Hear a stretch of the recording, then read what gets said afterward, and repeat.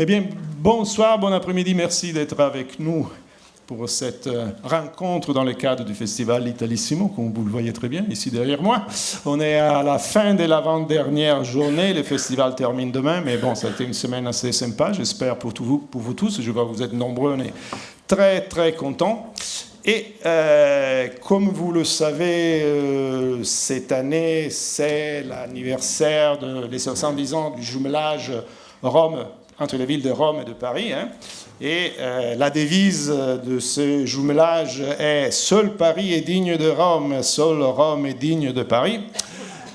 Voilà, c'est la devise. Donc, ouais, je la cite, je veux le citer. Et donc, effectivement, le festival aussi participe disons, aux célébrations. Il y aura pendant toute l'année un ensemble d'activités, de célébrations, et notamment la ville de Paris qui nous aide et qu'on remercie évidemment pour le soutien à notre festival et en particulier pour cette série des rencontres et d'activités, des rendez-vous qui, à l'intérieur d'une autre programmation, s'inscrivent dans cette occasion de célébration. Voilà, donc c'est juste l'idée de parler un peu de Paris et de Rome, dans notre cas, disons, évidemment, sous le plan un peu plus littéraire, en parlant avec 4 écrivains, 2 Italiens et 2 Français, qui habitent à Rome et à Paris, ou en tout cas qui ont grandi, enfin, et qui en tout cas, ils ont placé les villes de Rome et Paris au centre de leur écriture, et donc c'était l'occasion de voir un peu avec eux comment ça se passe, etc. Donc je vous les présente assez rapidement, parce qu'ils sont 4, on ne va pas être très très très long. Alors Ingrid Astier, qui écrit des romans noirs, des polars, elle a commencé en 2010 avec un roman qui avait été remarqué, qui a eu beaucoup de succès, qui s'appelait Quai des Enfers, et qui après en a écrit d'autres, et plus récemment, l'année passée, en 2025, a publié Ultima, où, par ailleurs, on retrouve le protagoniste de son premier roman, Quai des Enfers, donc un policier de la brigade fluviale, parce que Quai des Enfers était un livre dont le centre, disons, d'un point de vue géographique, était le fleuve, la Seine, hein, c'était Paris vu du point de vue de la Seine, et on retrouve ce même personnage dans le roman aujourd'hui, donc Ultima, dans une autre aventure, où encore une fois, cette fois-ci Paris au centre de la description, de l'action, mais ce n'est plus tellement la Seine, même si elle est toujours présente, surtout dans la tête du protagoniste, mais c'est d'autres quartiers qui sont investis, c'est Montmartre, c'est le quartier de Bercy, Pigalle, ouais. Il faut quand on cite Pigalle. Et voilà. Et donc, c'est une autre vision de Paris. En plus, c'est une action qui se déroule à Noël. Donc, c'est Paris sous la neige. C'est une Paris un peu féerique et en même temps avec de la violence, comme dans tous les romans noirs, etc. Donc, Ingrid Astier.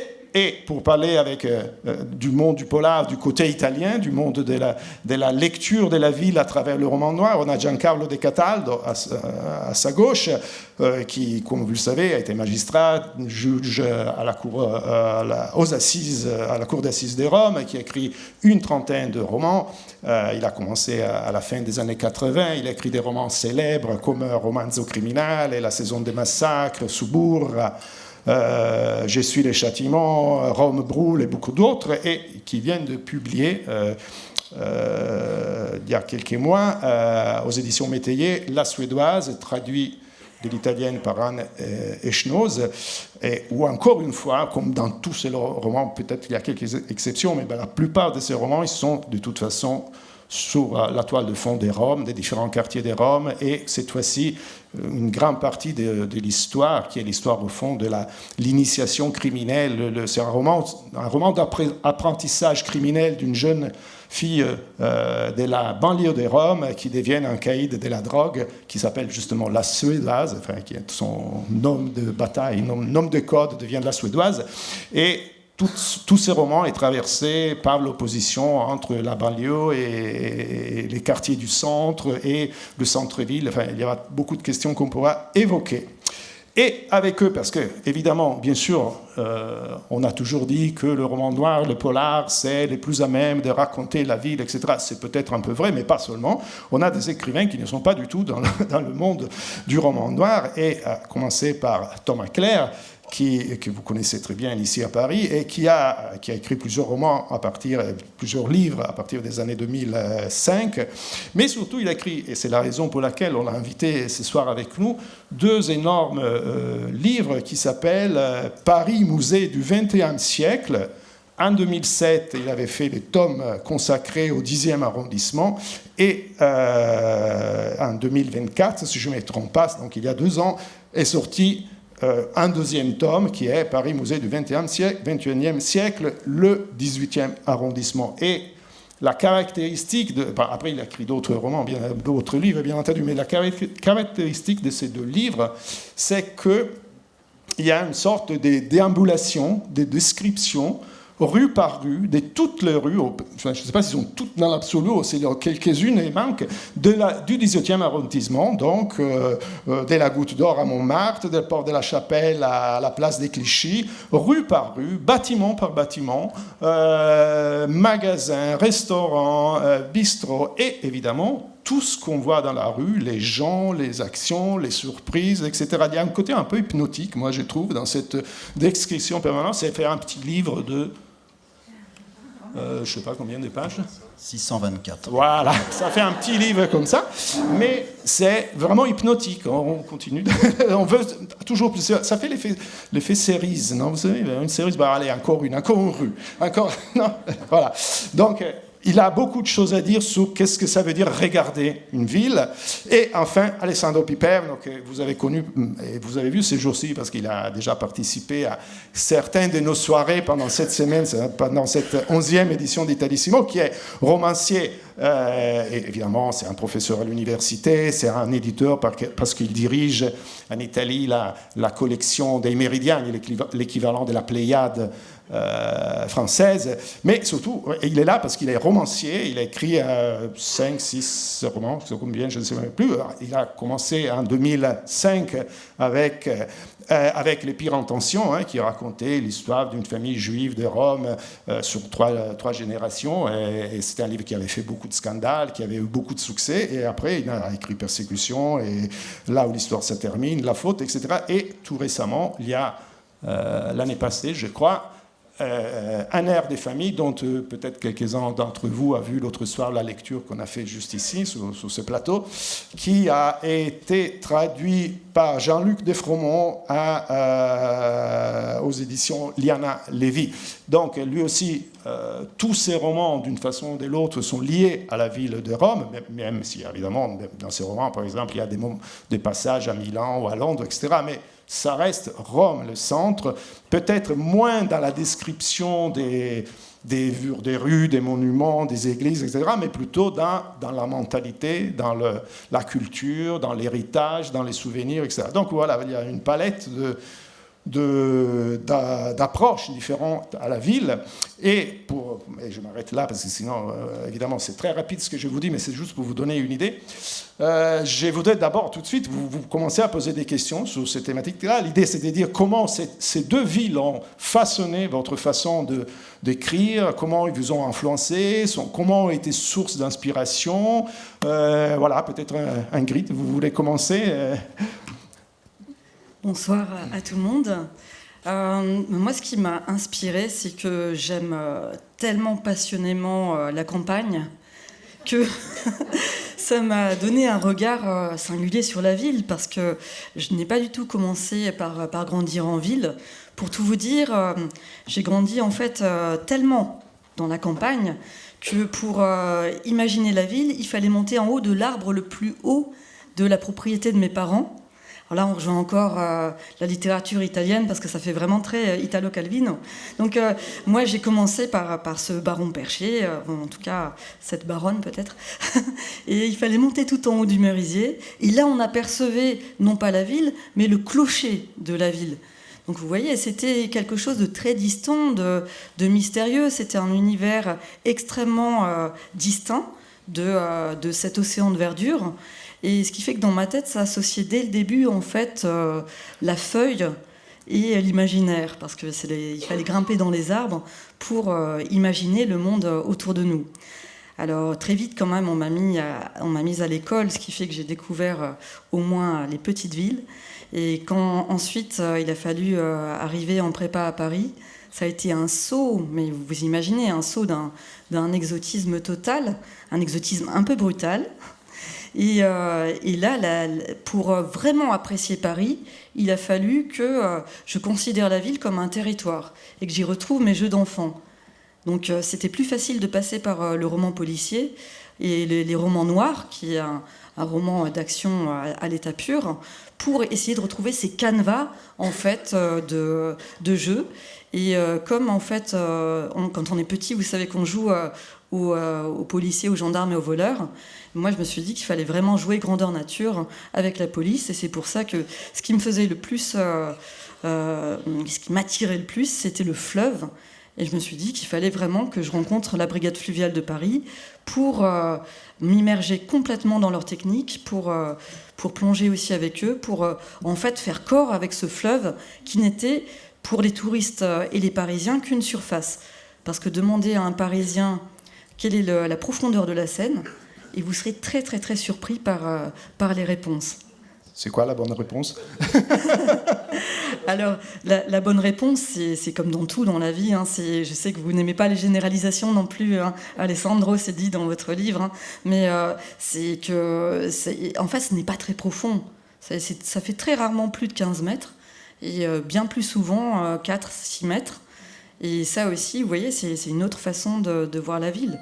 Parce qu'on peut passer sa vie à voir le territoire urbain comme une patinoire, finalement.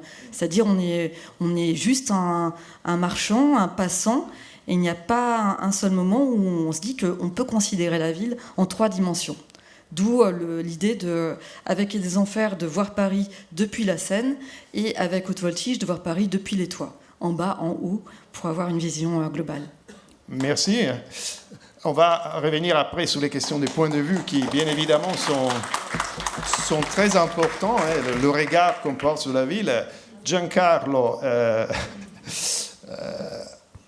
la ville comme terrain de jeu, la ville qui change, le regard qui nous amène à voir des choses différentes. Au fond, ce que tu as fait dans tous tes romans, c'est regarder cette ville et essayer de découvrir peut-être des choses que les autres ne voyaient pas. Peut-être qu'il y avait aussi ton expérience de juge, de magistrat, etc. Mais voilà, je voulais poser un peu la même question. Dans quelle mesure Rome a été importante vraiment dans ta construction littéraire? Est-ce que si tu avais habité, si tu étais à Milan, tu aurais écrit les mêmes romans ou pas?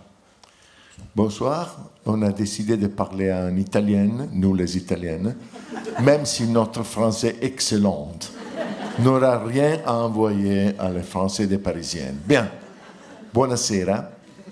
Io non sono nato a Roma, ma Roma è una città che molti che non sono nati a Roma hanno raccontato. È quasi un destino di Roma, perché a parte Alessandro che diciamo è un membro della comunità più antica del mondo, quindi credo che lui sia il romano più antico vivente, per intenderci, e a parte Moravia forse e Belli, Roma è una città fatta da chi l'ha occupata nel tempo.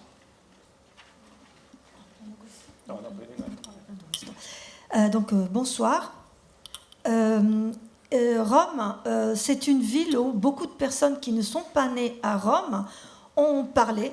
C'est peut-être son destin.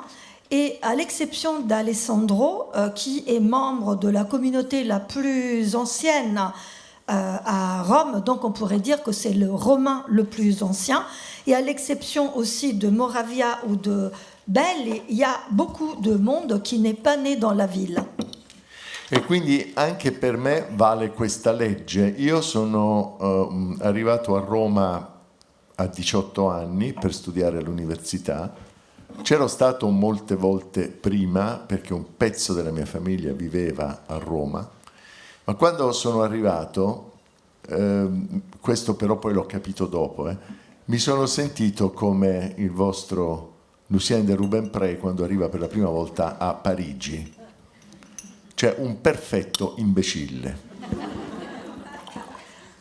Donc pour moi, comment dire, il y a la même loi qui vaut, c'est-à-dire je suis arrivée à Rome à 18 ans pour faire des études à l'université, et même si je l'avais visité plusieurs fois avant, puisqu'une partie de ma famille vivait à Rome, mais il y a quelque chose que j'ai compris après, et donc je me suis sentie, en arrivant à Rome, comme Lucien de Rubempré, donc un parfait idiot.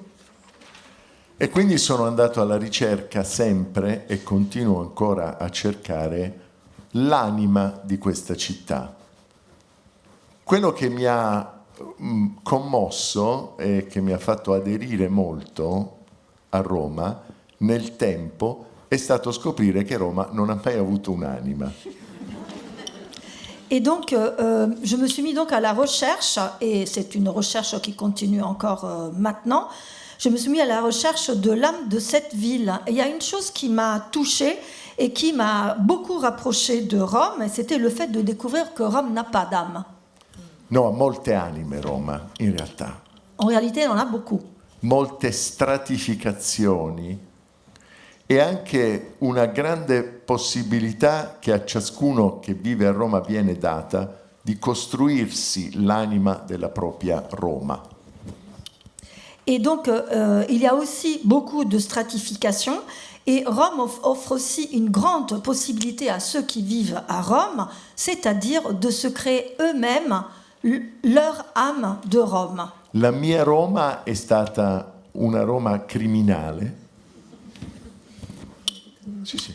Rome a été une Rome criminelle. Per necessità di cose, perché la storia che cercavo per regolare i conti con Roma mi è venuta dal processo alla banda della Magliana. Et donc c'était un peu par la force des choses, parce que l'histoire que je recherchais pour régler mes comptes avec Rome m'est venue pendant le procès de la banda della Magliana. Però io voglio qui ricordare un mio grande amico che si chiamava Bruno, era un macellaio. Mais j'aimerais rappeler ici un grand ami à moi, Bruno Boucher, e che mi ha fatto capire un'altra anima di Roma, quella che di solito non si racconta, un'anima calda in una città che passa alla storia per essere cinica e sarcastica. Et donc il m'a fait découvrir une âme différente de Rome, celle qu'on ne raconte pas, et qui a quelque chose de chaud, quelque chose de chaud, alors que cette ville passe pour être cynique et sarcastique. Perché Bruno vendeva la carne in un mercato e io ero all'università e sono venuti a trovarmi degli amici del movimento studentesco, tanti amici, troppi amici, tutti a casa mia, non avevamo una lira e dovevano mangiare. Et donc Bruno vendait donc de la viande au marché, moi j'étais à l'université, et donc une fois il y avait des copains qui adhéraient au mouvement estudiantin qui sont venus me voir. Ils étaient beaucoup, voire trop, et on n'avait pas le sou pour manger. E allora sono andato da Bruno e ho detto: mi dai un po' di polmone, un po' di milza, un po' di cuore. Pensavo di fare uno spezzatino con le cose che costano poco. A Roma si chiama il quinto quarto, che la bestia è divisa in quattro, il quinto è quello che non si vede. Et donc moi je pensais aller voir Bruno et lui demander: est-ce que tu peux me donner du poumon, de la rate, du cœur, pour en faire en fait une sorte de viande à la sauce, parce que avec des morceaux de viande qui ne coûtent pas cher. C'est ce qu'en Rome on appelle le cinquième quartier, parce qu'en fait une bête, en fait un animal, on le coupe en quatre, il y a 4 quartiers, il y a un cinquième, c'est celui qui n'existe pas. E Bruno mi dice: ti sei fatto il gatto? E io dico: no, sono venuti gli studenti. E lui mi fa: agli studenti gli dai la milza? E io dico: non ho una lira. E lui fa: 2 chili di spezzatino. E io dico, ma come fai a sapere che ti pagherò? E lui fa, si vede dalla faccia. Pausa. Certo, se tu non mi paghi, io ho perso 2 chili di carne, ma tu hai perso la faccia. E se hai perso la faccia, qua a Roma non ci puoi stare più. Et donc le boucher me demande, mais t'as un chat maintenant, t'as un nouveau chat? Et moi j'ai dit non, j'ai des étudiants chez moi. Et bon, et tu leur donnes de la rate? Et il lui dit, bah oui, bon, voilà, je te donne 2 kilos de viande pour cuisiner toujours à la sauce. Et lui je dis, mais comment tu sais que je vais te payer? Eh bien, je le vois sur ta tête. Silence. Et si je te paye pas, eh bien, moi, j'aurais perdu 2 kilos de viande. Toi, tu auras perdu ta face. Et à Rome, ceux qui ont perdu la face, ils ne peuvent plus y rester. Il a dit en romain, bien évidemment. Merci.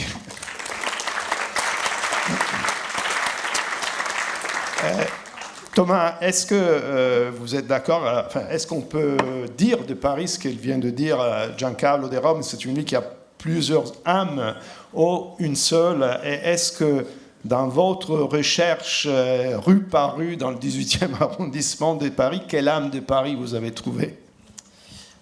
Merci de cette invitation. Je rebondis sur la question de la viande, puisque vous êtes dans un quartier ici où il est absolument impossible désormais d'acheter un beefsteak.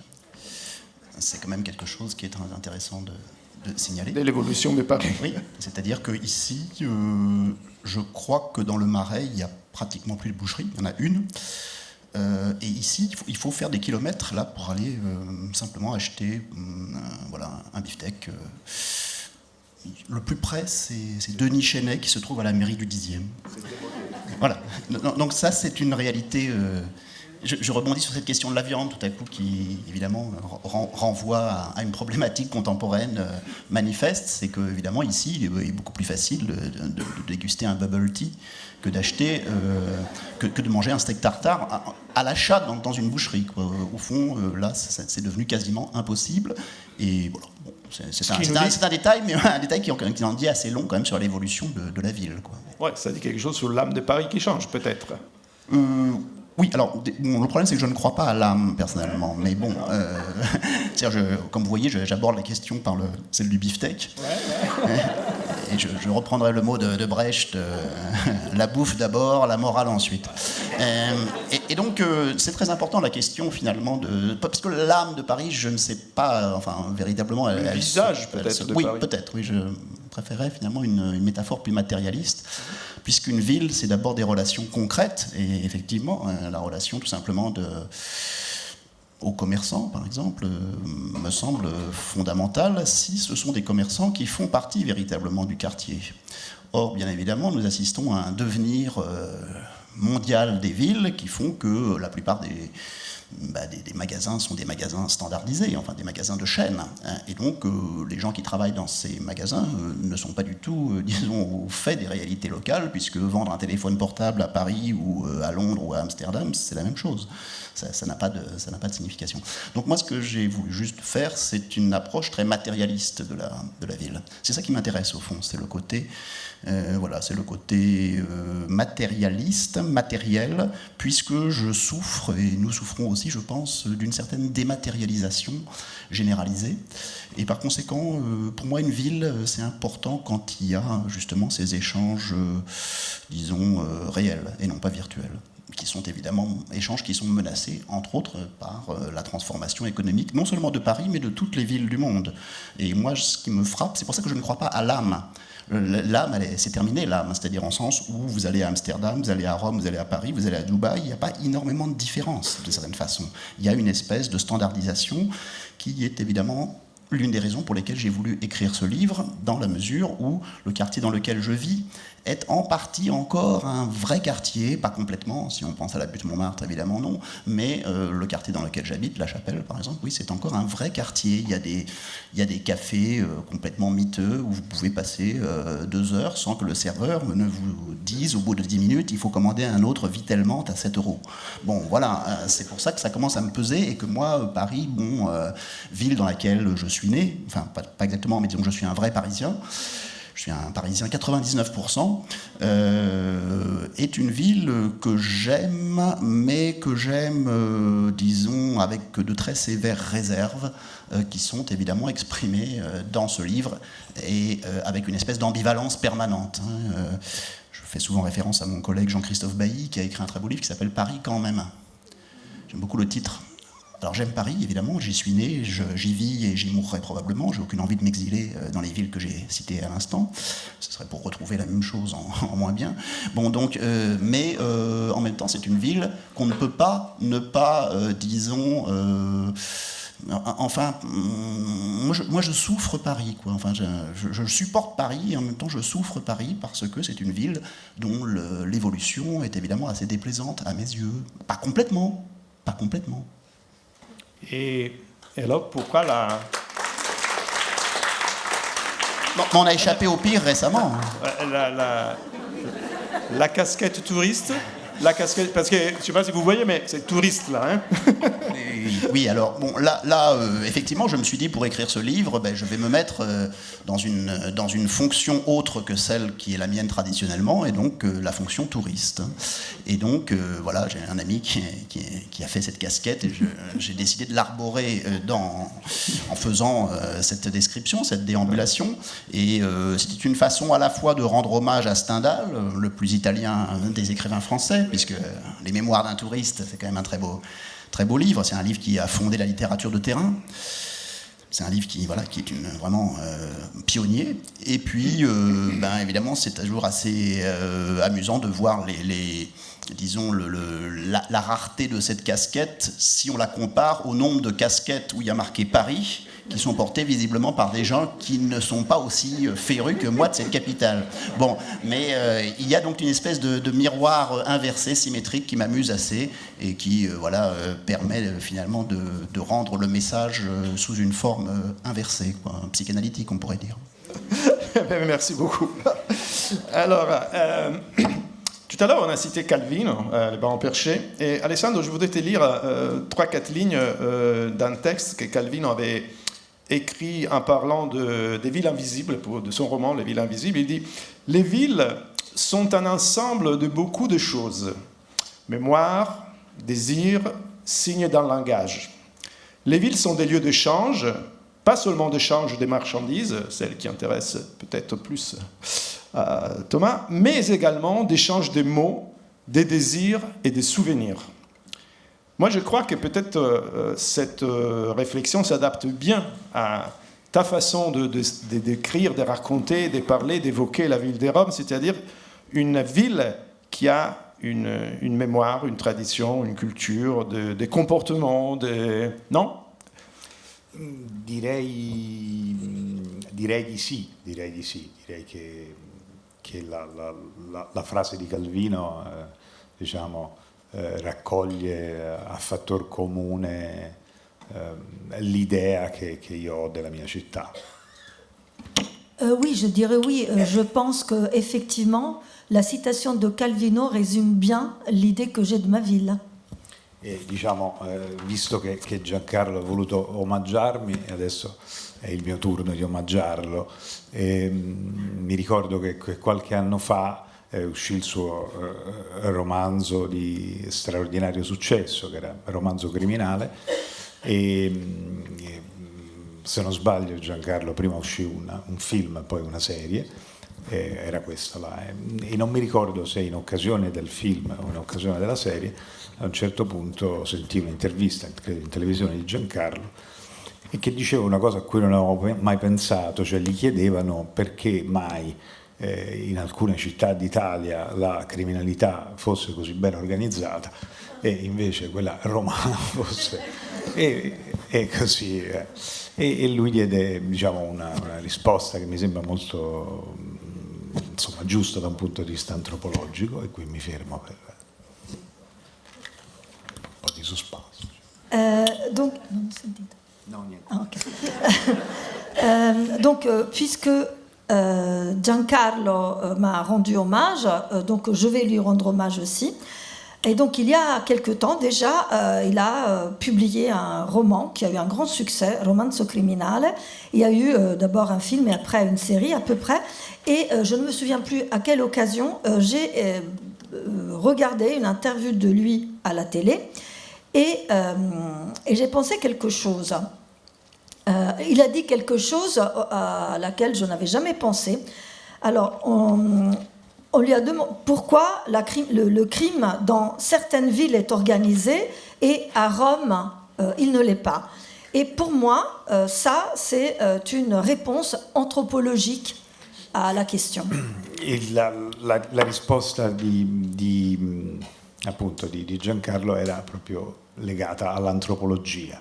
Il romano è assolutamente incapace di mantenere un impegno, di mantenere la parola data, e soprattutto è animato da una tale forma di egotismo che dopo un po' gli altri gli vanno sulle palle. Non so se...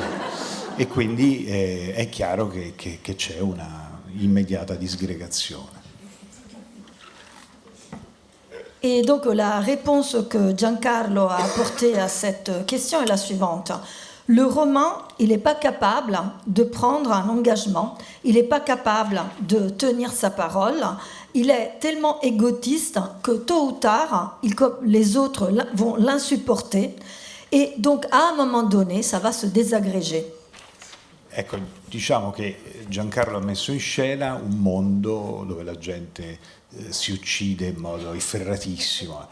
Io metto in scena una Roma completamente diversa, quella di una, diciamo, borghesia ricca o impoverita a seconda delle necessità, ma di fondo i comportamenti delle persone che io metto in scena non sono molto dissimili.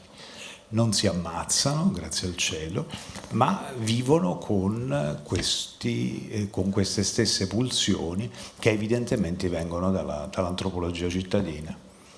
Cinismo, ferocia, egotismo, incapacità di organizzarsi e una, lo dico questo in senso positivo, una incredibile fame di vita però.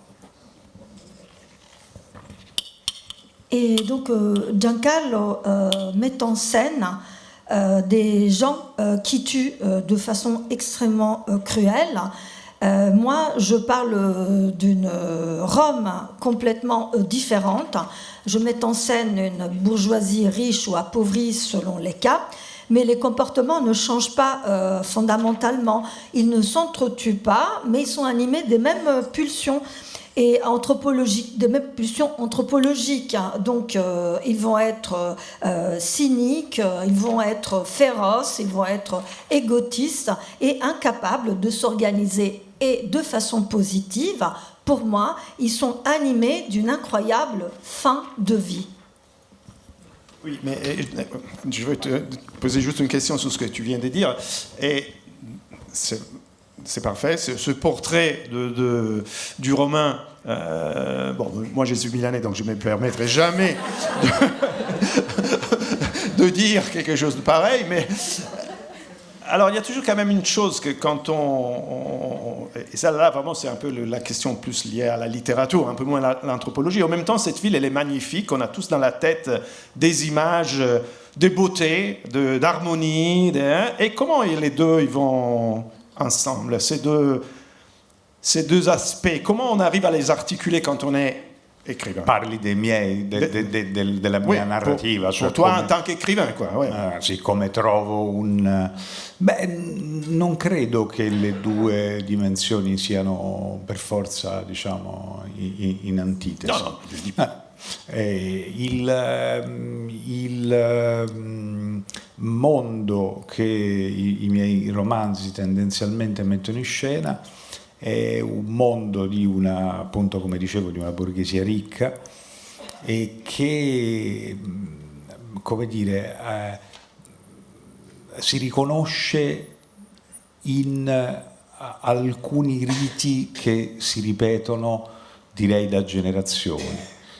Se me lo consenti, se ho ancora un secondo, c'è una cosa che mi colpisce molto nella recherche proustiana, perché a un certo punto in Un amour de Swann Proust parla del fatto che Swann, che è malato di amore, a un certo punto ritrova se stesso nel momento in cui chiede alcuni consigli a una cugina su dove comprare i fiori, su dove comprare i pasticcini, e Proust dice come se improvvisamente lui fosse tornato figlio di quella sua famiglia, e questo è una cosa che io capisco moltissimo, cioè il romano che viene da quel mondo lì ha questa fortissima affezione nei confronti della tradizione.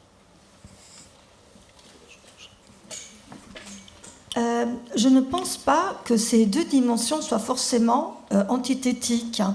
Le monde de mes personnages, les gens, les Romains que je mets en scène, comme je l'ai dit, c'est une bourgeoisie riche qui se reconnaît dans certains rites qu'ils répètent pendant des générations. Il y a quelque chose qui m'a toujours frappé, intéressé dans la recherche de Proust, dans Un amour de chez Swann.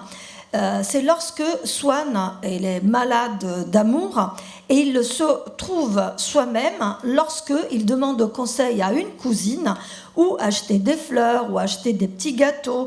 Et à ce moment-là, il redevient enfant de sa famille.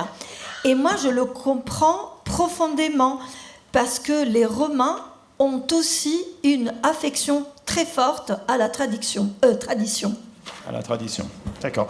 Ingrid, bien sûr, une ville, c'est une tradition anthropologique, culturelle, mais c'est aussi un héritage historique, et dans des villes comme Rome et Paris, c'est plus qu'évident, mais c'est aussi un héritage lié à des événements plus récents qui peuvent être plus ou moins tragiques. Il y a une phrase qui m'a beaucoup touché dans votre roman, donc Ultima. À un moment, en parlant du protagoniste, il dit pour lui la ville, les rues de la ville, les lieux de la ville sont des lieux liés au crime parce que chaque lieu est identifié par un événement, et il dit pour nous tous, comment ça s'appelle, Boulevard Voltaire sera toujours le Bataclan, non? Et comme on pourrait dire la même chose pour les Italiens, Via Caetani à Rome sera toujours l'affaire Moreau. Enfin, il y a des lieux que... Voilà, je voulais que vous développiez un peu ça, comment on regarde la ville à travers cette mémoire de l'histoire récente qui l'a marquée, en fait. Vous avez dit le mot qui est le plus important pour moi, qui est la mémoire. En fait, je pense que tout mon travail d'écriture, et à partir de la ville notamment, c'est un devoir de mémoire.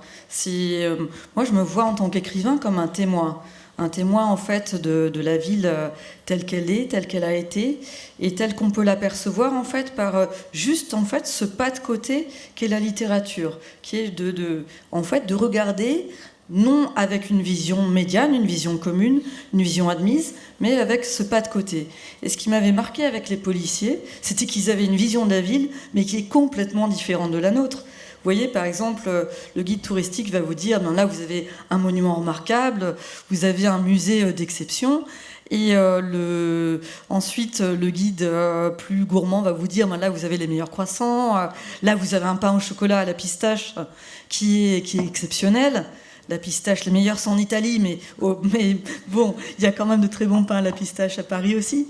Et quand vous vous mettez dans la tête d'un policier, en fait, il va vous dire, il va voir une cartographie comme ça du crime en fonction des rues de Paris. Donc c'est l'anti-guide touristique. Il va vous dire, mais là, il y a eu un meurtre horrible, parce qu'en fait, tout ce que je relate au début d'Ultima, c'est vraiment des propos qui ont été recueillis auprès d'un grand policier, un commissaire en fait police judiciaire, et il me disait à chaque fois, alors cette rue pour moi c'est tel crime, celle-là c'était un bain de sang, et c'est une vision complètement différente de la ville. Donc ça c'est aussi intéressant de voir que la vision dépend évidemment en fait du regard. Et à travers un roman, ce que je trouve exceptionnel, c'est qu'on peut proposer un regard. Ce qui est aussi le contraire du guide touristique, parce que moi je suis quelqu'un de très curieux, vraiment qui peut passer ma vie à apprendre et à observer, mais en même temps je déteste les guides touristiques. Alors pas les guides, vous savez, les livres, parce qu'encore là on peut ouvrir la page où on veut, on n'a pas ce côté directif. Mais dernièrement on a essayé de m'imposer une vision de la ville à travers une visite touristique, et je trouvais que c'était la mort du regard. Parce que déjà, le discours du guide était un discours qui était automatisé, qui était en fait dupliqué. Donc j'avais l'impression d'avoir en fait une vision de la ville qui était extrêmement directive, un peu comme quand vous êtes petit et que vos parents vous disent « tu diras bien bonjour monsieur, hein. tu diras bien merci en partant ». Et là c'est pareil, on vous dit « alors là il faut regarder l'église, il faut regarder là comme ça et regarder de cette façon ». Et la littérature c'est vraiment en fait ce désordre qu'on introduit par rapport à cette vision directive. Et ça va être une vision beaucoup plus subjective. Donc, par exemple, moi, ce que j'aime, c'est aller trouver des lieux qu'on ne voit pas trop, comme donc évidemment la scène, comme je vous le disais, avoir une vision en 3 dimensions. Et pour ça, aller rencontrer aussi des gens qui vont apporter un discours neuf, comme par exemple... L'intérêt de tout le travail de l'écrivain, c'est d'aller entendre des choses qu'on n'entend jamais. Comme en s'intéressant à la Seine, j'ai découvert qu'il y avait évidemment des gardes-pêche, ce qui est évident. Parce que s'il y a un fleuve, évidemment, il y a des lois et un garde-pêche. En fait, il y en a 3, parce qu'il y a 36 km de berge. Et le garde-pêche, il me disait un jour, il y a un endroit où il y a plein d'alliances dans la Seine. Je me suis dit, il y a des alliances dans la Seine. Il dit oui, et tous les pêcheurs, en fait, ils essaient de remonter les alliances. Et j'ai trouvé ça vraiment très, très, très, très intéressant, parce qu'il n'y a aucun guide touristique qui vous dit qu'à un endroit, vous pouvez aller pêcher des alliances. Et en fait, c'est évident, c'est que tous les gens qui divorcent, le premier geste qu'ils font, en fait, après avoir divorcé en sortant du tribunal, c'est qu'ils prennent leur alliance et d'un geste magistral de retrouver leur liberté, ils envoient leur alliance dans la Seine. Et ça, c'est un regard, vous voyez, qui est vraiment le regard de la littérature. Parce qu'il faut aller fouiner, il faut aller aussi enquêter auprès de l'humain. Et c'est ce que j'aime le plus. Parce que c'est ce que disait Roubaud, vous savez, c'est un des plus beaux titres de recueil de poésie, il disait la forme d'une ville change plus vite, hélas, que le cœur des humains. Et c'est pour ça que moi je me dis, mais ça change tellement vite qu'il faut fixer, il faut trouver en fait, il faut trouver une autre façon de voir la ville, parce qu'on sait très bien qu'il n'y a rien qui donne plus vie au monde que le regard poétique. D'accord. Giancarlo, est-ce que, j'imagine que tu es d'accord sur le fait qu'une ville, c'est des géographies différentes superposées les unes aux autres. Évidemment, il y a la géographie du crime, il y a la géographie du tourisme, il y a la géographie de la vie quotidienne, etc., etc. Mais, et en même temps, cette idée que les villes changent plus vite que les hommes, est-ce que, alors déjà, la città éterne, la ville éternelle, est-ce qu'elle a changé autant que ça? Peut-être, tout à l'heure on disait au fond c'est toujours les mêmes, ils ont les mêmes, hein? Ça, une chose. Et si la ville change, est-ce que votre façon d'écrivain, de la raconter, de la saisir, de la décrire, doit changer plus rapidement pour s'adapter à ces changements? Oh wow! Beh sì, allora Roma è cambiata profondamente, ti dico soltanto un piccolo ricordo. Io adesso abito vicino a Piazza San Pietro. Oggi Piazza San Pietro è un luogo blindato, militarizzato, nel quale tu fai la fila e passi sotto il metal detector per andare a vedere la Pietà, piuttosto che, non dico la Cappella Sistina, ma insomma per entrare è un percorso di guerra. Donc Rome a changé vraiment profondément. Et pour vous le dire, juste un souvenir, j'habite pas loin de la place Saint-Pierre. Et la place Saint-Pierre, c'est devenu un lieu blindé, militarisé. Et si vous voulez rentrer dans la cathédrale pour aller voir la Pietà, il faut passer par un portique. Quando io ero giovane studente universitario, con altri amici andavamo a fare le fotografie di notte per fotografare questi scorci di San Pietro la notte. Non c'era nessuno, niente, noi ci accendevamo il sigaro o la sigaretta o la pipa e guardavamo mentre la macchina fotografica prendeva il tempo ed eravamo invasi da un grande senso di libertà, quasi panico, un senso panico di essere noi e questo luogo immenso, immortale, la Villa Eterna, ma che in quel momento perdeva il senso di unicità e noi diventavamo una parte di quel luogo.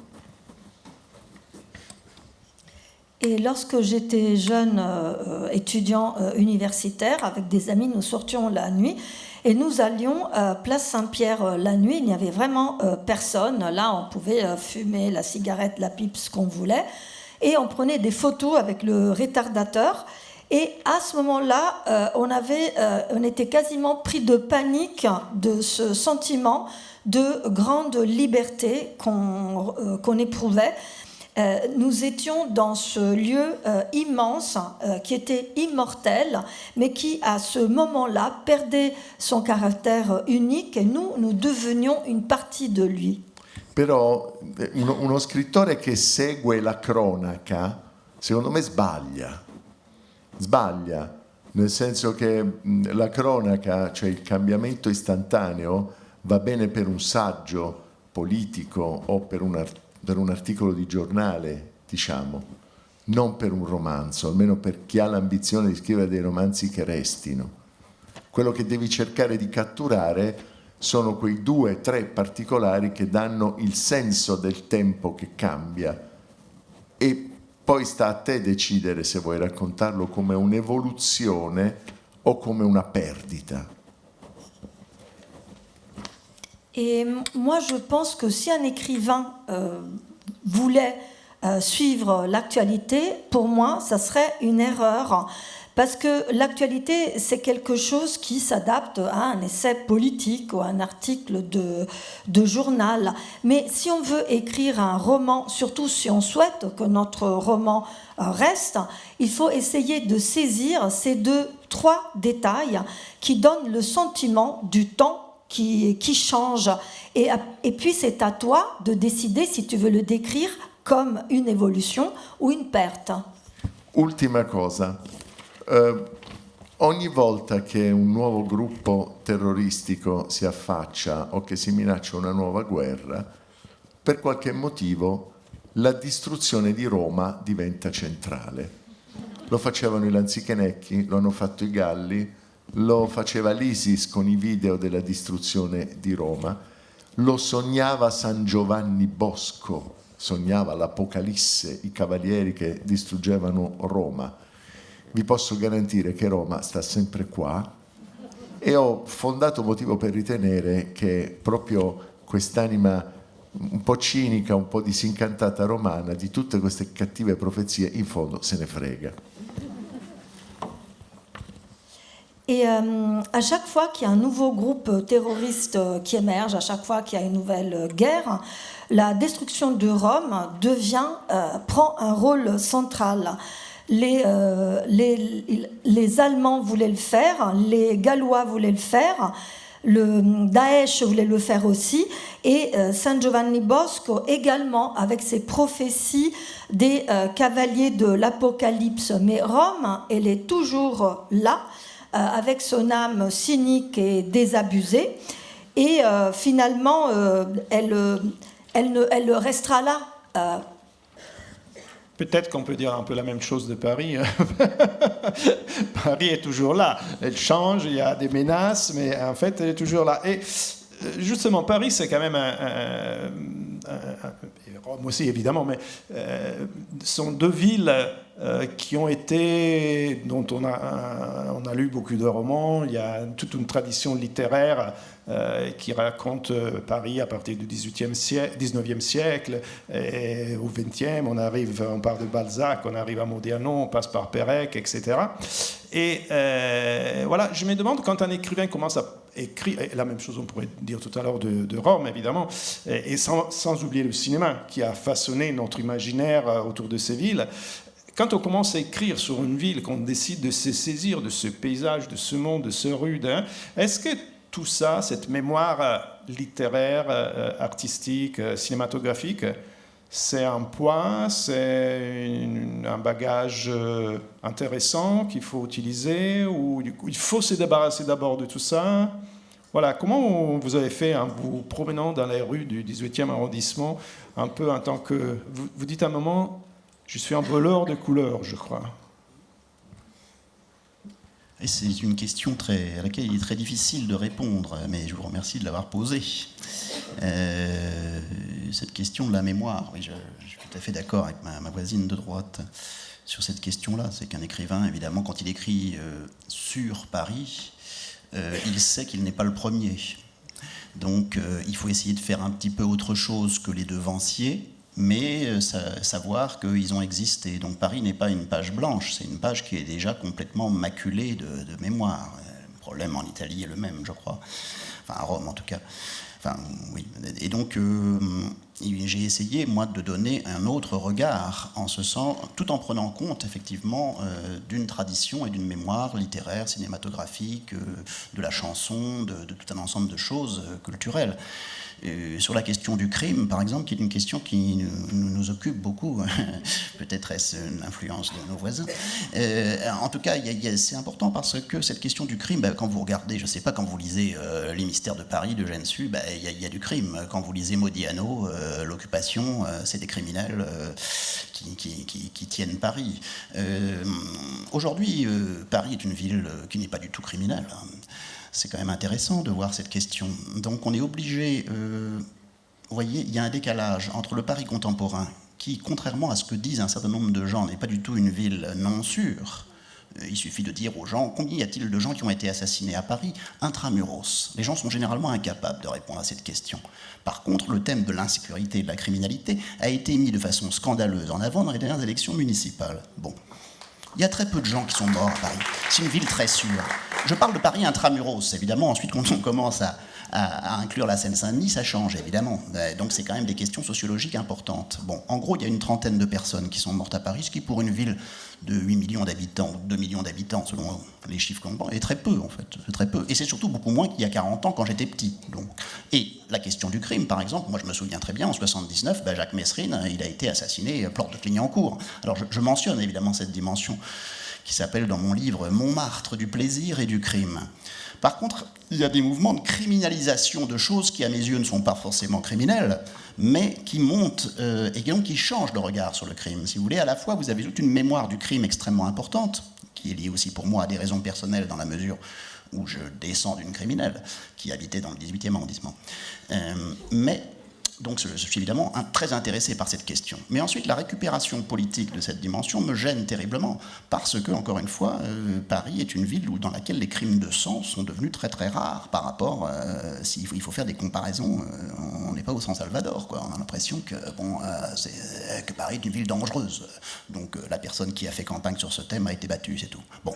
Donc voilà, non mais c'est parce que c'est pas la réalité. Et, voilà. Et dans le 7e arrondissement, je sais pas combien il y a eu de morts, mais enfin bon, globalement, j'ai pas l'impression, quand je m'y promène, d'être en danger, quoi. Bon. Mais je vois rarement de gens de son électorat qui se promènent du côté de Marx d'Ormois, où je rencontre jamais personne, d'ailleurs. Bon, enfin, voilà, parmi mes amis, quoi. Bon, ils viennent pas. Bon.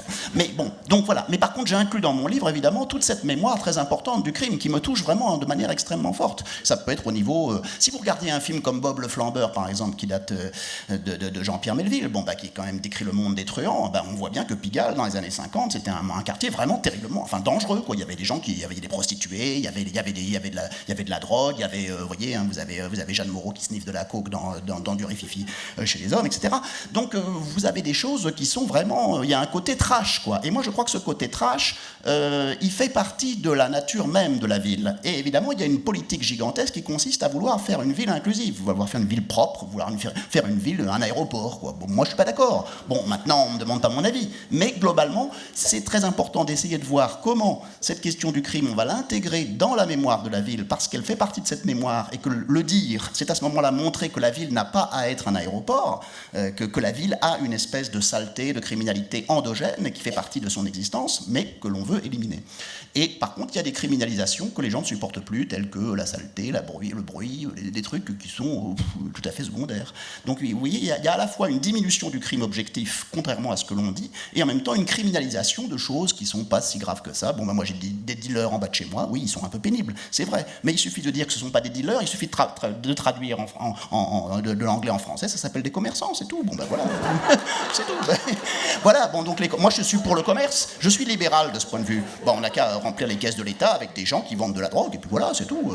Et là, ça sera plus le crime, ça sera simplement des gens qui finalement feront leur boulot, et puis voilà, c'est tout. Mais c'est pas du tout évidemment ce vers quoi on tend. C'est l'idée il faut qu'il y ait absolument zéro nuisance, etc. Alors avec le terme de la zéro nuisance, vous êtes certain que... Alors moi j'ai essayé évidemment de décrire, puisque j'habite dans ces quartiers un peu déshérités, les derniers de la capitale, de montrer quand même cette ambiance qui, évidemment aussi, est fatigante et pénible. Je ne nie pas du tout la dimension aussi pénible et fatigante. C'est-à-dire qu'il faut inclure la mémoire dans ce qu'elle a de négatif et dans ce qu'elle a aussi, évidemment, de grandiose. Mais j'ai voulu montrer un Paris qui n'est pas simplement... J'ai essayé de combattre, au fond, l'espèce de dimension mythique en la remplaçant par une réalité assez quotidienne, assez déplaisante parfois, mais pas toujours. Et il y a une beauté, évidemment, aussi dans cette espèce de monde un peu déglingué, dont le meilleur symbole, par exemple, pourrait être les voies ferrées à ciel ouvert de la gare du Nord et de la gare de l'Est, où vous avez un panorama tout à fait extraordinaire.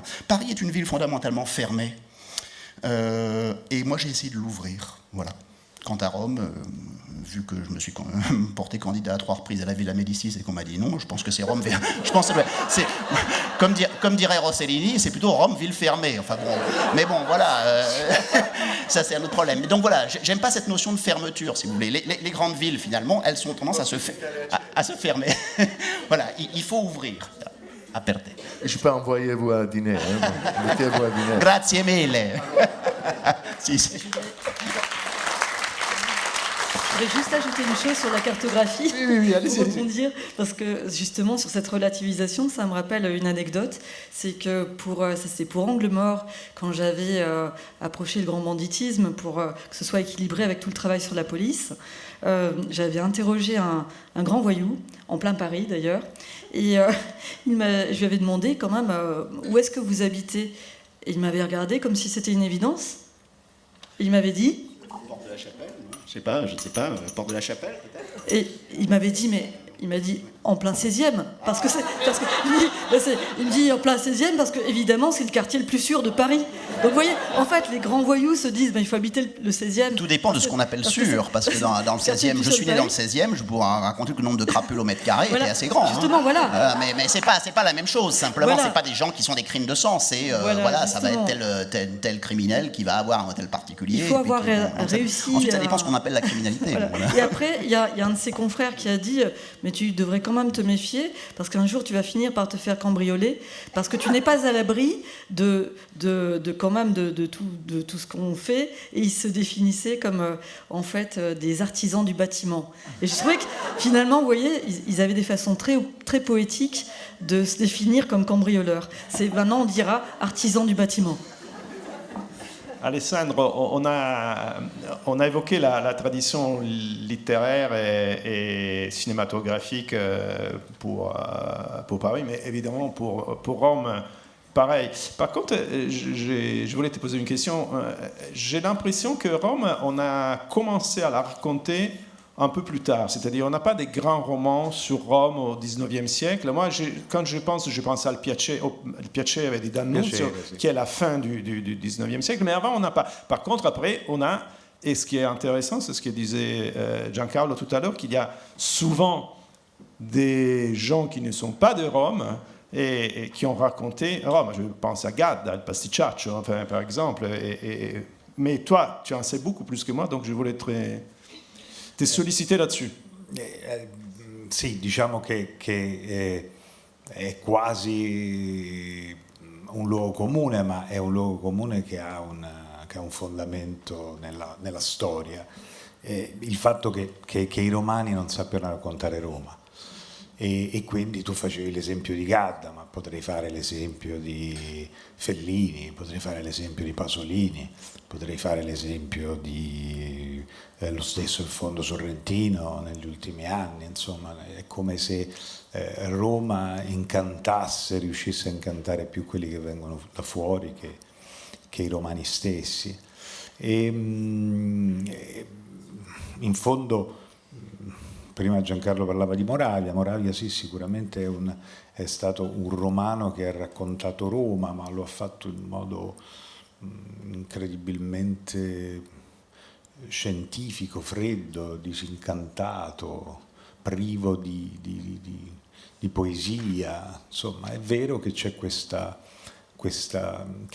Roma, i romani hanno un problema con la loro città. Oui, en effet, oui, c'est un lieu commun, mais ce n'est pas sans fondement. Les Romains, c'est vrai, ne savent pas raconter Rome. Tu as cité l'exemple de Gadda, mais moi je pourrais citer Fellini, Pasolini, Sorrentino même. Et en quelque sorte, Rome enchante beaucoup plus ce qui vient d'une autre ville. Alors, Giancarlo a cité l'exemple de Moravia. Il a bien raconté Rome, mais il a fait de façon scientifique, de façon froide, désabusée, sans poésie. Donc, on dirait que les Romains ont un problème avec le fait de raconter Rome. C'è uno strano aneddoto che non ho mai capito e che in qualche modo mi ferisce.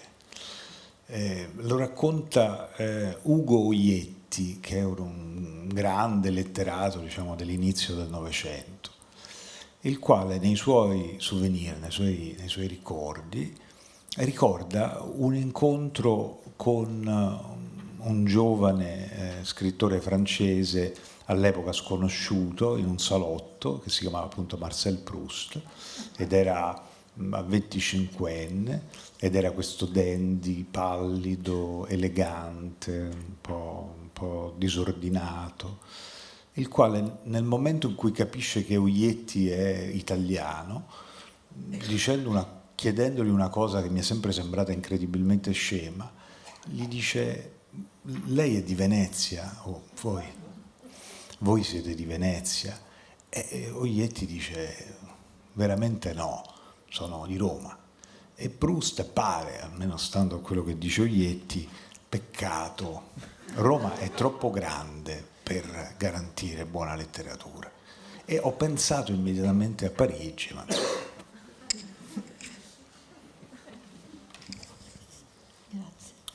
Donc, je vais vous raconter une anecdote que je n'ai jamais très bien comprise, parce qu'elle me blesse en quelque sorte. Donc, elle concerne un littérateur, un auteur italien, Ugo Oietti, du début du XXe siècle, qui relate dans ses souvenirs une rencontre avec un jeune écrivain français de l'époque. Ils se rencontrent dans un salon. Ce jeune écrivain, il s'appelle Marcel Proust, il a 25 ans.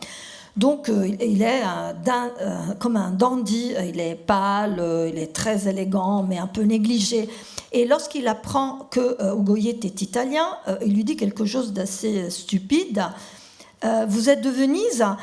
Oietti répond: non, je suis romain.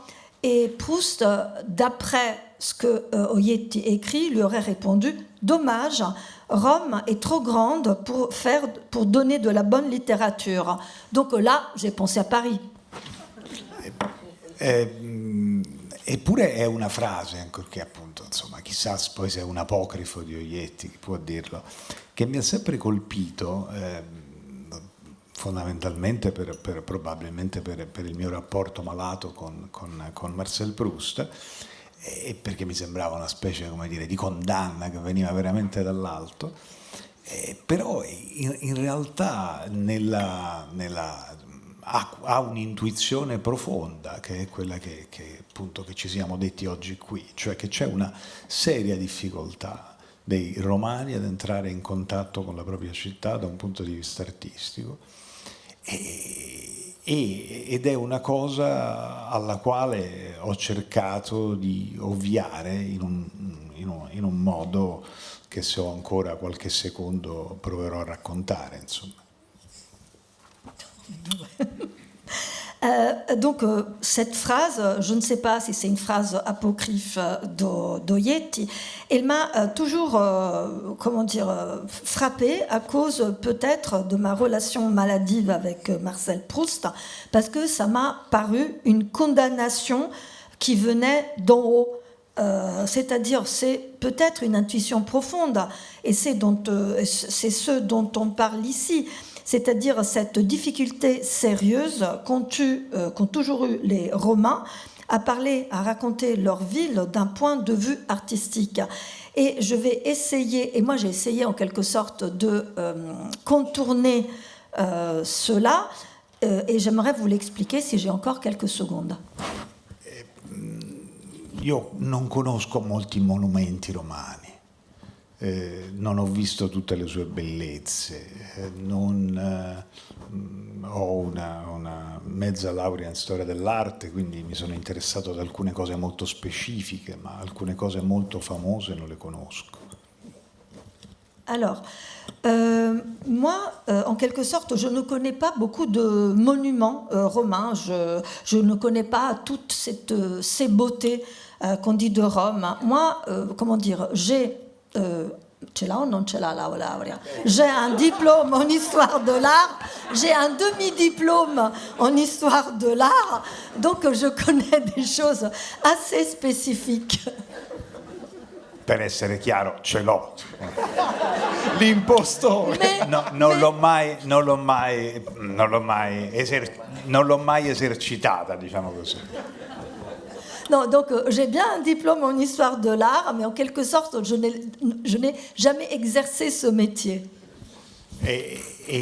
Però mi sono dovuto porre la questione di appunto come raccontare questa città, cercando appunto di evitare il suo mito, che è un mito che appunto che solo evidentemente i forestieri sono in grado di raccontare. E allora riprendendo il discorso che facevano i miei colleghi, ho fatto appello a una sorta, come dire, di memoria sentimentale, e quindi per me Roma è soltanto è una città che vive soltanto di tarda primavera o del primo autunno, diciamo verso ottobre-novembre. Se devo pensare a Roma, penso a certe sere con la pizza romana, che è molto sottile, con le fragole con il gelato, o con l'anguria, o certe passeggiate sotto i platani. Cioè, in realtà, come dire, ho bisogno di prendere le distanze da Roma, diciamo, e dalla sua mitologia, e concentrarmi solo ed esclusivamente su delle sensazioni primigenie. Direi che ne sono uscito così, ecco, mettiamola così. Et je me suis toujours demandé comment raconter cette ville en évitant son mythe.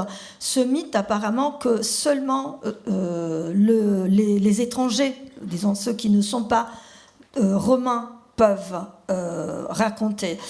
Et comme mes collègues, j'ai eu recours à la mémoire sentimentale, à ma mémoire sentimentale. Pour moi, Rome, elle ne vit que tard dans le printemps, ou alors au début de l'automne, peut-être en octobre ou en novembre. C'est-à-dire, je pense à Rome et je pense à sa pizza qui est fine. Je pense à la glace avec des fraises ou bien avec l'andouille. Je pense à des promenades sous les platanes. En quelque sorte, j'ai dû prendre mes distances de la mythologie de Rome. Giancarlo, Se, vas-y, se vas-y. posso dare un Oui. consiglio, sconsiglio le fragole con l'anduia. Je ne vous conseille pas de manger des fraises avec de l'andouille, qui est une sorte de saucisson È très un pimenté. salame piccante, è un saucisson molto piccante calabrese. Sì. C'est un saucisson qui est très piquant, un saucisson calabrais très piquant. Giancarlo, j'en profite, tu as le micro. Alessandro a parlé de ses souvenirs, de ses sensations, d'une ville sentimentale. Dans tes romans, il y a bien sûr aussi des sensations de sentimentalité, mais il y a une ville très dure. Et en particulier, je disais tout à l'heure, dans ce dernier roman, mais dans d'autres aussi, il y a toujours cette opposition entre la ville à l'extérieur, la banlieue et le centre, la Suburra d'un côté et les beaux quartiers, les quartiers riches, les quartiers où souvent il y a les personnages d'Alessandro, enfin les familles qui habitent dans des quartiers. Voilà. Est-ce que cette opposition, qui existe bien évidemment à Paris également, on l'a déjà évoqué, a été importante pour toi et comment tu l'as restituée dans tes romans? Allora, voglio dire delle cose telegrafiche. Uso politico della violenza e della cronaca nera, anche da noi, qualche giorno fa hanno perso, con la storia del referendum. Alors d'abord très rapidement, cet usage politique des faits divers et de la politique eh bien, a fait perdre un référendum chez nous aussi. Le città e le campagne sono un grande tema del mondo contemporaneo in questo momento, perché se voi guardate tutti i flussi elettorali, vedrete che in tutto il mondo occidentale le città sono progressiste e le campagne sono conservatrici. Et les villes et les campagnes sont un thème central dans le monde aujourd'hui parce que si vous analysez les mouvements électoraux dans le monde occidental, les villes sont progressistes et les campagnes sont conservatrices. Questo secondo me vuol dire che le sfide di un mondo molto complesso e molto difficile sono sentite di più nelle città e provocano degli atteggiamenti più difensivi nelle campagne. Et ce qui veut dire que les défis d'un monde tel que celui d'aujourd'hui, qui est très complexe et très difficile, ces défis sont beaucoup plus perçus dans les villes et on s'en défend dans les campagnes. Dopodiché nelle città, e Roma è una città molto emblematica da questo punto di vista, ci sono le classi sociali. Après, dans les villes, et Rome c'est très emblématique de ce point de vue, dans les villes on trouve les classes sociales. E a Roma c'è Roma Nord che è un mondo e Roma Sud che è un altro mondo. Et à Rome, il y a le nord de Rome qui est un monde et le sud de Rome qui est un autre monde. Con delle differenze antropologiche che ricordano un po' protestanti e cattolici in Irlanda. Et donc les différences sont anthropologiques qui nous font un peu penser aux catholiques et aux protestants en Irlande. Uno di Roma Nord, Alessandro, confortami, si riconosce dalla faccia. Et quelqu'un qui vit dans le nord de Rome, on le reconnaît, et Alessandro, je pense que tu vas le confirmer, on le reconnaît à sa tête. E non è soltanto uno scherzo, è un modo di vivere e di intendere la città. Et c'est pas une blague, hein, c'est une façon de vivre et de comprendre la ville. Però nello stesso tempo Roma è anche la città che ha inventato la parola suburra. Et en même temps, Rome est aussi une ville qui a inventé un mot, suburra. Allora, suburbs, i sobborghi, Donc, c'est les faubourgs. les faubourgs, bien, suburbe, sotto la città finisce, sotto comincia la violenza, il degrado, i patrizi romani si fermano al confine della suburra e gli osti, i ladri, le puttane, i trafficanti popolano la Suburra. Et donc, Suburra, c'est sub-urbe, en dessous de la ville, c'est là où la ville se termine. Et là où la ville se termine, la violence et la dégradation commencent. Les patriciens s'arrêtent à la frontière de la Suburra et au-delà de cette frontière, on trouve des restaurateurs, des voleurs, des putains, des trafiquants. Però tra la fine della città e l'inizio della Suburra c'è sempre un pezzettino, una striscia, un petit terrain vague, dove si incontrano si incontrano i patrizi e i plebei, si incontrano Roma Nord e Roma Sud, si dicono quello che non si possono dire alla luce del sole e fanno quello che non possono fare alla luce del sole. Suburra, Roma, una grande città, una metropoli, è anche questo, è anche questa commistione, questo cocktail di perversione e luce, come la Parigi di Victor Hugo, tanto per fare un esempio. E quindi, o come Mumbai oggi. E quindi il forestiero, che viene da dove i confini sono molto più netti invece, trova maledettamente affascinante tutto questo e lo vuole vivere. E sai, Alessandro, io non mi sono mai rifugiato nella pizza e nelle fragole perché sono stato e resto attratto da questo fatto di sentirmi uno che non sarà mai ammesso in pieno né dal Roma Nord né dall'altra parte, e quindi di stare lì sulla soglia come appunto un abitante della soglia, uno che dimora sulla soglia, e questo mi dà l'enorme privilegio di poterle guardare tutte e due le parti e poterle raccontare, e chi racconta è sempre il Dio delle sue storie.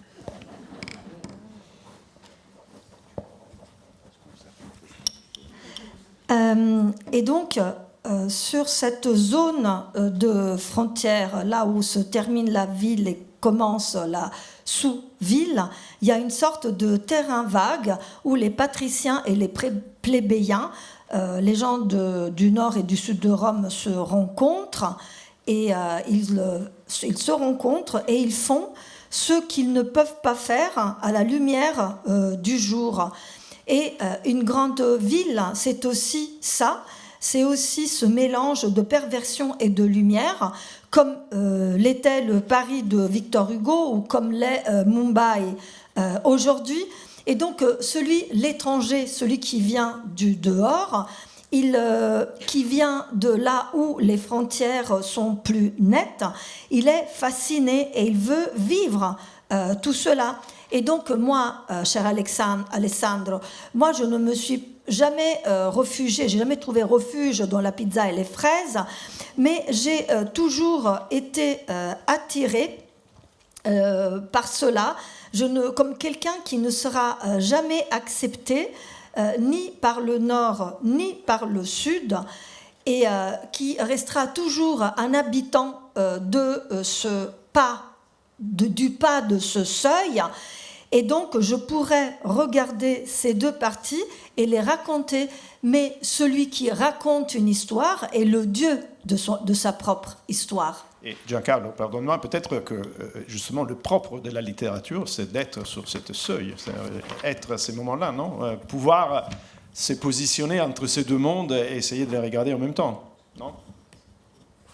Esatto, esattamente questo. Io poi sono stato giudice, quindi stavo lì da questa parte a dire buono o cattivo, però poi raccontavo quegli altri che stanno di là. Le ho fatte tutte e due. Et oui, tout à fait. Moi, j'étais juge, donc j'étais celui qui disait toi, t'es gentil, toi, t'es méchant. En même temps, je racontais les méchants. J'ai fait les deux. Est-ce qu'Ingrid, pour Paris, on pourrait utiliser la même géographie, où les choses sont plus, comment on peut dire, plus entremêlées entre Paris Nord, si on devait utiliser la métaphore de Giancarlo, c'est-à-dire Roma Nord, Roma Sud, Paris Nord, Paris Sud, si, mais c'est pas comme ça, mais qu'est-ce que ça vous évoque, la réflexion de Giancarlo? C'est une réflexion qui est très pertinente parce que j'ai quelqu'un d'intelligent à côté de moi, donc je ne m'aventurerai pas à le contredire sur ce point. Sur Paris, j'aurais une vision plus littéraire peut-être que sociologique. Moi, dans mes romans, en fait, il n'y a pas de vision nord-sud. Ce qui m'intéresse, c'est d'aller chercher en fait des détails. Et les détails, ils vont toujours retraduire avec beaucoup de nuances en fait ce qu'est l'être humain. Et l'être humain, on le sait très bien, on est ni nord-sud, vous comme moi, on a tous une part lumineuse, une part qui va être plus sombre. Et je vais vous prendre un exemple, c'est par exemple quand j'ai réfléchi à un lieu qui est très connu, qui est l'Institut de France. Tout le monde, qu'on soit parisien ou touriste, on connaît cette coupole magnifique qui étincelle d'or, qui est juste en face de la Seine, en face de cette passerelle des arts qui a failli crouler sous les kilos et les tonnes de cadenas d'amour, comme quoi l'amour peut être très pesant et aboutir à des catastrophes, mais ça ne se termine pas toujours comme ça non plus.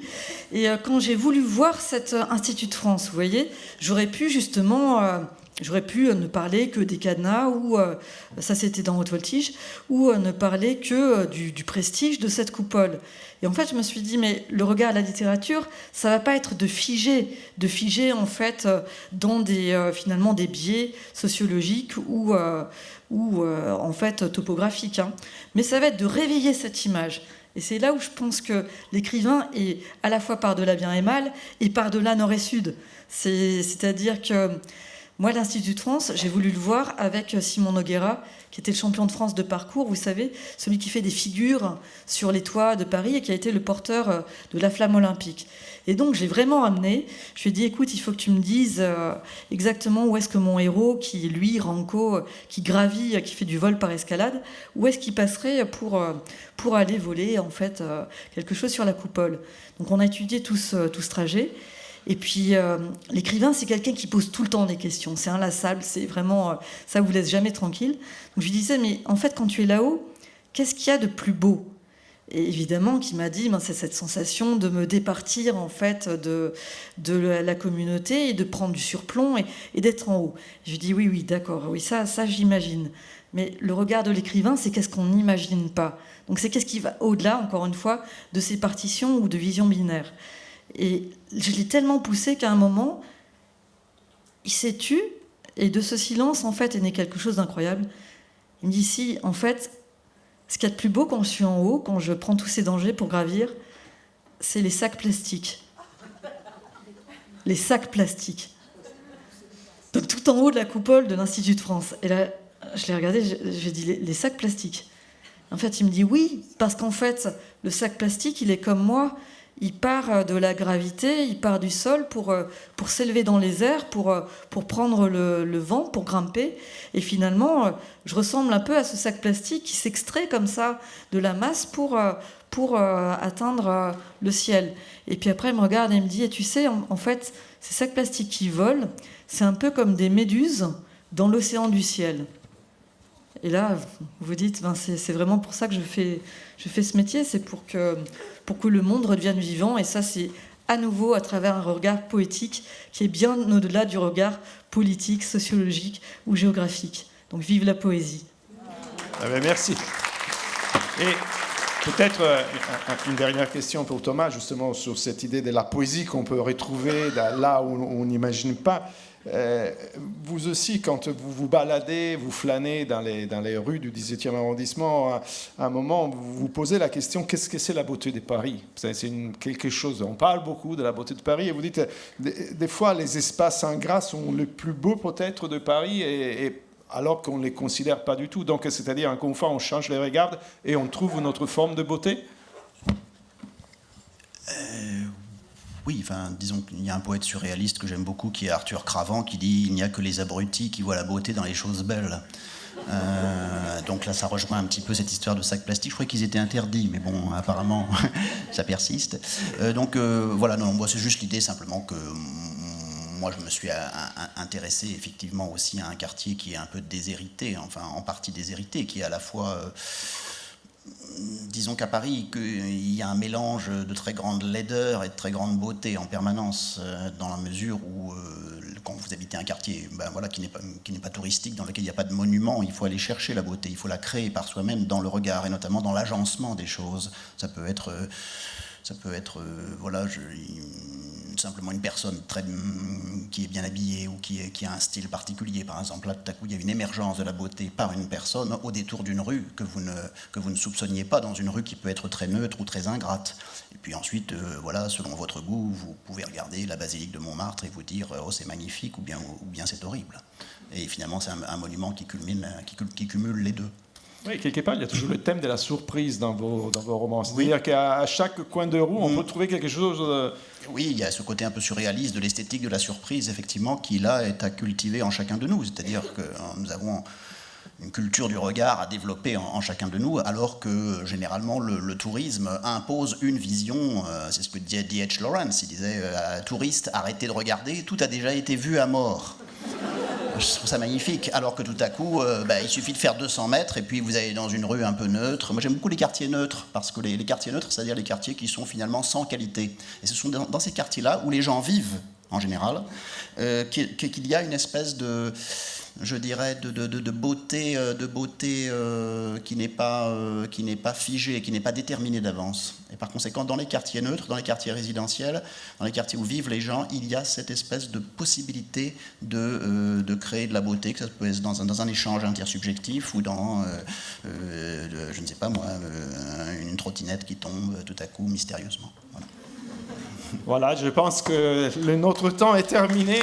Nous allons essayer de regarder Paris et Rome différemment. C'est deux très belles villes, hein. Même si on a parlé du crime, on a parlé des choses noires, mais c'est quand même des villes magnifiques, toutes les deux. Ouais, la mairie de Paris, j'espère qu'ils ne vont pas nous dire qu'on n'a pas bien fêté cet anniversaire. En tout cas, moi, je veux remercier Alessandro Piperno, Giancarlo De Cataldo, Ingrid Asté et Thomas Claire. Et bien sûr, Rosanna Gasparlo pour la traduction. Merci à tous. À demain. Au revoir et bonne soirée. Merci.